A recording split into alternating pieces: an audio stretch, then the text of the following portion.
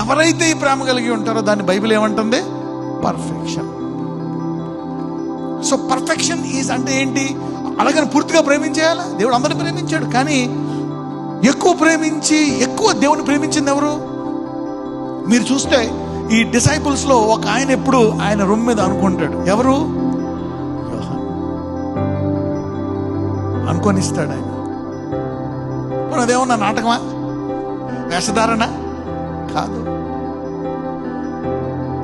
ఆయన ఎవరికి చెప్పడు నన్ను మీలో ఒకళ్ళు నన్ను అప్పగిస్తారని. పేతురుకు తెలుసు. అప్పుడు ఆయన అడుగుతాడు, ఎవరు ప్రభువా అంటే, అప్పుడు ఏం చేస్తాడు? నేను ఇప్పుడు ముంచి ఇస్తా వాళ్ళకే. సో అది ముంచి ఇవ్వగా అక్కడ ఇద్దరికే తెలుస్తుంది. ఎవరికి? పేతురికి, యాకోబు కూడా తెలియదు. అందుకే కొరింథీయుల్లో ఒక మాట అంటాడు, ఆయన రాజులకు బయలుపరచలేదంట.